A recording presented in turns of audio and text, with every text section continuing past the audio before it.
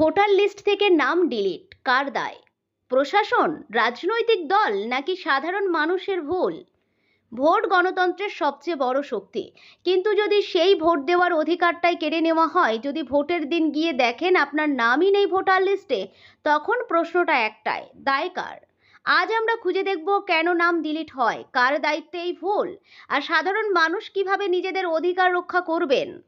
প্রতি নির্বাচনের আগেই একাধিক অভিযোগ সামনে আসে। হাজার হাজার মানুষের নাম হঠাৎ করেই ভোটার লিস্ট থেকে উধাও। কেউ বহু বছর ধরে ভোট দিয়েছেন, তবুও নাম নেই। আবার কেউ নতুন ভোটার হয়েও তালিকায় নাম খুঁজে পাচ্ছেন না। এই ঘটনা শুধু একটি এলাকার নয়, পুরো দেশ জুড়ে এই সমস্যা দেখা যায়।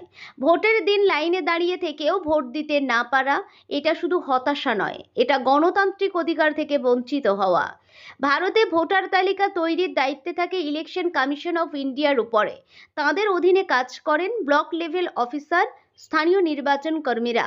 তাদের কাজ নতুন ভোটার যুক্ত করা, মৃত বা স্থানান্তরিত ভোটারদের নাম বাদ দেওয়া, তথ্য আপডেট করা। কিন্তু অনেক সময় দেখা যায় ভুল তথ্য আপডেট, যাচাই ছাড়াই নাম ডিলিট, ফিল্ড লেভেলে গাফিলতি। ফলে প্রশ্ন উঠছে, প্রশাসনিক ত্রুটি কি এই সমস্যার বড় কারণ? অন্যদিকে রাজনৈতিক দলগুলিও ভোটার তালিকা নিয়ে সক্রিয় থাকে। তারা নিজেদের সমর্থকদের নাম তালিকায় আছে কিনা তা খোঁজে। কোথাও সমস্যা থাকলে অভিযোগ জানায়, কিন্তু অভিযোগ রয়েছে কখনো কখনো রাজনৈতিক স্বার্থে চাপ সৃষ্টি করা হয়, বিরোধীদের নাম বাদ দেওয়ার অভিযোগ ওঠে।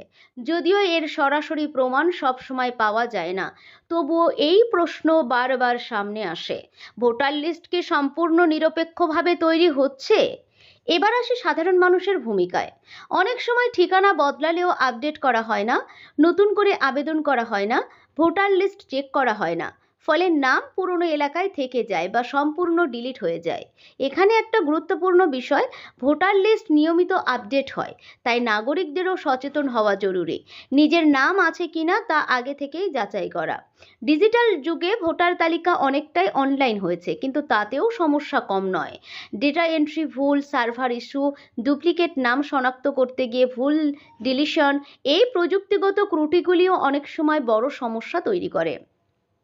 নাম ডিলিট হওয়ার প্রভাব, একজন নাগরিক ভোট দিতে পারেন না, গণতান্ত্রিক অংশগ্রহণ কমে যায়, মানুষের মধ্যে অবিশ্বাস তৈরি হয়। একটা ছোট্ট ভুল প্রভাব ফেলে পুরো গণতন্ত্রের উপর। আসলে সমাধান কি তাহলে? নিয়মিত ভোটার লিস্ট চেক করা, প্রয়োজনে নতুন করে আবেদন করা, স্থানীয় বিএলওর সঙ্গে যোগাযোগ রাখা, সময় মতো ফর্ম ফিল আপ করা। সবচেয়ে বড় কথা, সচেতনতা বাড়ানো। ভোটার লিস্ট থেকে নাম ডিলিট হওয়া এটা শুধু একটি ভুল নয়, এটা একটি বড় দায়িত্বের প্রশ্ন। প্রশাসনের দায় আছে, রাজনৈতিক ব্যবস্থার দায় আছে, আবার সাধারণ মানুষেরও দায় আছে। সবাই যদি নিজেদের দায়িত্ব ঠিকভাবে পালন করে, তাহলে এই সমস্যা অনেকটাই কমানো সম্ভব। আপনার নাম কি কখনো ভোটার লিস্ট থেকে বাদ পড়েছে? আপনার অভিজ্ঞতা কি? কমেন্টে জানান। আর এই গুরুত্বপূর্ণ তথ্য অন্যদের সঙ্গে শেয়ার করুন, কারণ সচেতনতা মানেই অধিকার রক্ষা।